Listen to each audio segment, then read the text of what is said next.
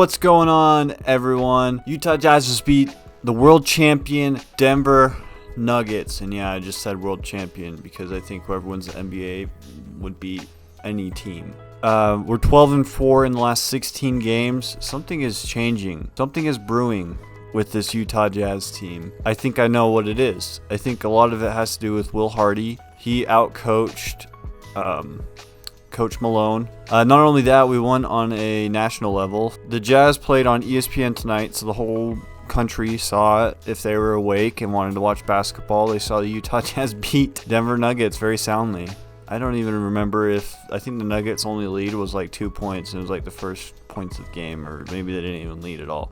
Every player played tonight on the Jazz that was active except for Taylor Horton-Tucker. He didn't even get garbage time, so I almost wonder if that quote of Will Hardy saying that if you don't pass the ball and kind of do what he says, then he won't play, because he didn't really play. Lauri Markkanen tonight, 26 points. Jordan Clarkson, 27 points. They're the players of the game in my eyes. John Collins had a really solid first half again. He's been helping out the Jazz in these first halves. Colin Sexton too, man. Like, it was just overall such a solid game. I sat on my couch the whole time.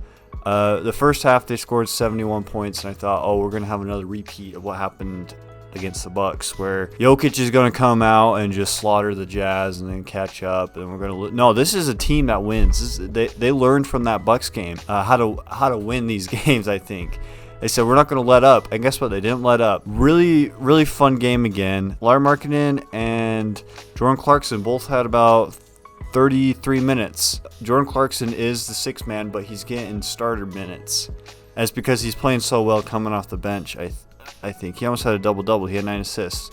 Lauri Markkanen had 12 rebounds, 26, double-double for him. So I'm really impressed with the Jazz. The Nuggets, somehow Jokic had 27 points. Like, he's one of those players where it seems like he doesn't score that much, and then he racks up a ton of points. I believe Jokic and Coach Malone are like 1-15 or 1-14 against playing Utah in Utah. The Nuggets have a really hard time playing the Jazz in Utah. I don't know if they have a hard time against the fans or if it's the altitude. No, just kidding, because they have the highest altitude.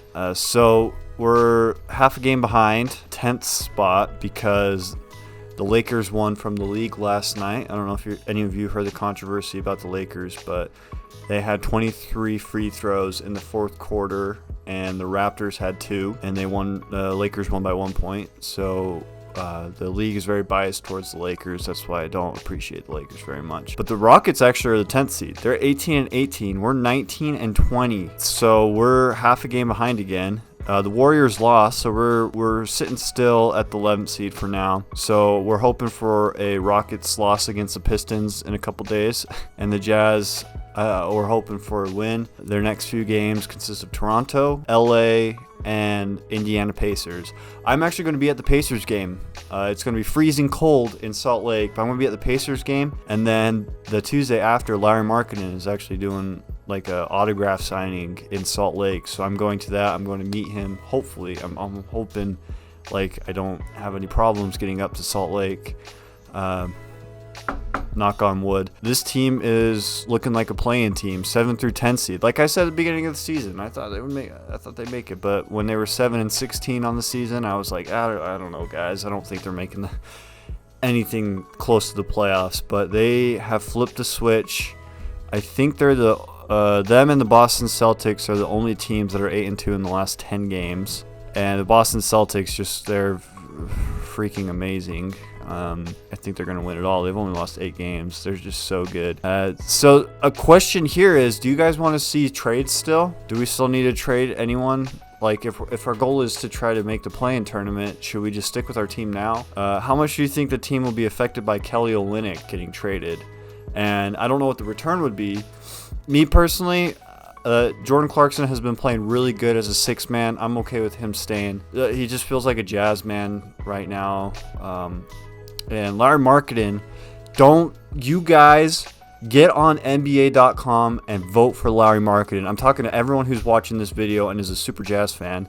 If you're not a Super Jazz fan, still vote. Please, he deserves all the votes. Even if he doesn't make the starting lineup, he's playing like an all-star again, and the team's winning.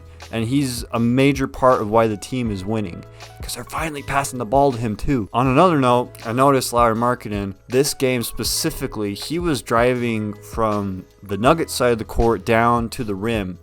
I saw him do that a lot when he played for Finland, like the Finnish national team.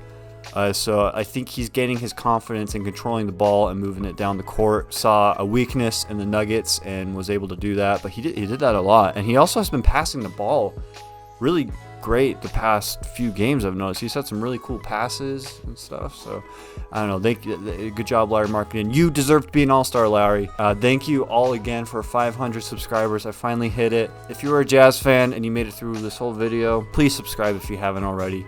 It means a lot. I'm trying to get 600 subscribers now. Everyone, take care, have a great day, and let's go Jazz.